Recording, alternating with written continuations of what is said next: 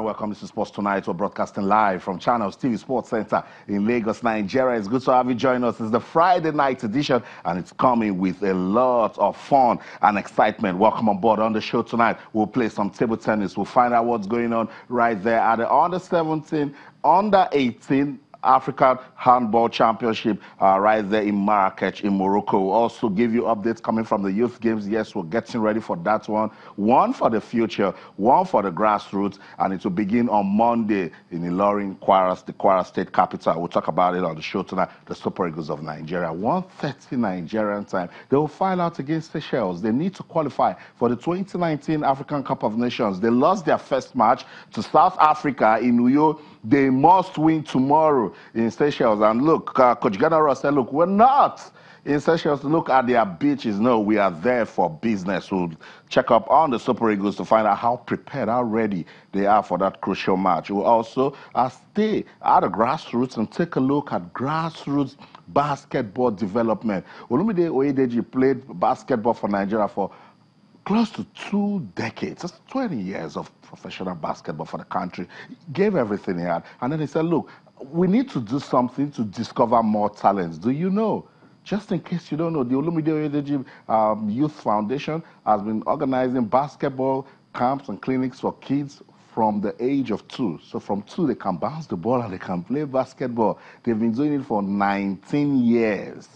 It started in the year 2000. Look at the way that you join us later. I want to understand and analyze the contributions of that foundation and how it has helped in developing basketball in the country. So that you, just in case, you also have love for the grassroots, you go put your hand into something and discover talents for the country also. We'll talk about that one on the program tonight. What a story we're having at the U.S. Open. Naomi Osaka, we love the beautiful story she's been telling at the U.S. Open. She has qualified for the final, but guess what? Naomi Osaka was just a year old when Serena Williams won her first Grand Slam title. She will be playing Serena Williams in the final of the women's singles of the U.S. Open. And look, she said, look, she's a model. I look up to Serena. So what sort of final are we going to have when Serena Williams and Naomi Osaka clash at the final of the women's singles of the U.S. Open? It should be an interesting story.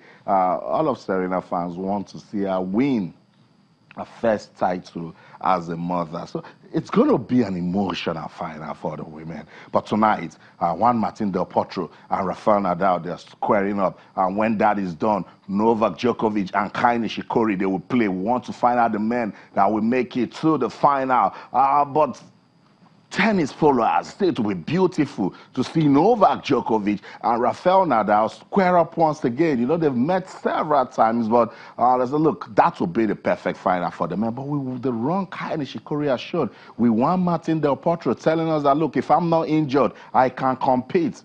You never know. It can just go anywhere. We are here to tell you wherever it goes. This is the Fun Factory. Yes, Sonny Young endorsed it last night. Just in case you don't know, now you know. Let's have some fun. Talk to us. Our feedback mechanisms are still the same. We're getting loads of feedback, and we love it so much. Look, whenever I read from you guys, then I know we're having fun on this program. Talk to us on Twitter, channels_sports, Facebook, channels-sports. Send us an email, sportstonight@channelstv.com. What are you talking about? It's the international break. So much is going down for Nigeria. They have a business against Seychelles right there in Victoria. They need to win. They need to win. Otherwise, it will not look good for the Super Eagles. So that's one. We'll get us talking big time on the show tonight. We'll talk about handball. We'll talk about basketball, particularly basketball at the grassroots and how we can develop more talent. We'll also talk about the U.S. Open. What a story, I told you, for the women's final. It is Naomi Osaka and Serena Williams. Did that get you talking? I'm sure it did. Let's hear from you. Twitter channels_sports, Facebook channels-sports. It doesn't end there. All our top stories can be viewed on our website, channelstv.com, and on YouTube/channelsweb. If you log on to m.channelstv.com, you should be able to download the Channels TV app for any of those devices that you have right there, your iPad, your iPhone, your BlackBerry, your iOS, your Windows phones, and your Android phones can also do it. Just log on to m.channelstv.com, download the app, and be part of everything that we'll be doing tonight on the program. It's Sports Tonight on Channels Television. If you're ready, let's go. Let's talk some sports now. Alfred Okoligwe is with us in the studio. Alfred, it's good to have you once again on Sports Tonight. Very good evening to you, Austin. It's the weekend where we'll try and see if we'll put our AFCON qualification back on track against Seychelles. Perhaps the perfect opponent at this time. I consider the fact that we lost our first game. And so the boys have it all to do. That game we played in Victoria, and we expect nothing but a victory. Nothing but a victory. Super Eagles fans are pretty confident.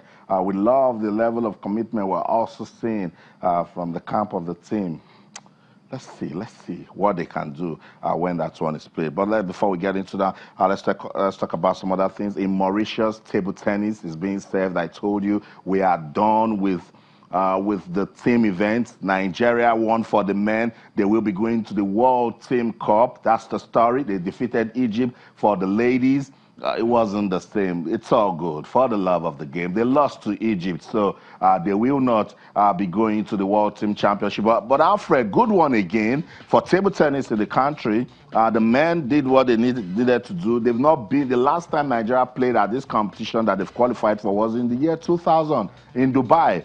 9 years after, they will be going back to the competition. I mean, Nigeria table tennis in the country is on the high, and just after the Grand Open, as it were, the ITTF event in Lagos, double that, gone to Mauritius, picked up the ticket. We've always known that Egypt will be our main opponent, and that the smooth ride to the finals and how the boys did the 3-1 in the final just is testament to the fact that this set of players want to really do very well. And leading the charge is Africa's #1, Haruna Quadri. This whole lot. The job is not done yet. We can delay the party because the singles event and, of course, the doubles event will also take. And if it's a clean sweep, why not? To celebrate these guys because they've done very well. Awesome, beautiful. So the singles event started today. What's his name again? That guy that doesn't like seeing Arnold Quadri is Omar Asai. Yes, Omar Asai is not at the competition. He's supposed to be the top seed, but because he's not there, Arnold Quadri is now on the top seed. So Aruna with a bye, we begin action tomorrow. Dina Meshref is the top seed for the women. So as the competition advances, we will come here. We will tell you the story. By the way, Olufunke Oshonaike is the defending champion. So let's see what she can do. She put up a good fight at 43. Funke, you want to get some rest? She's still going strong. Shegun Turiola still going strong also. So we love it. It tells a good story because the team is a mixture of youth and experience. So we'll continue to monitor the progress of table tennis in Nigeria as regards that competition in Mauritius. Is the African Championship. It's a big deal because it does a lot to qualifiers of different competitions. Let's leave that now.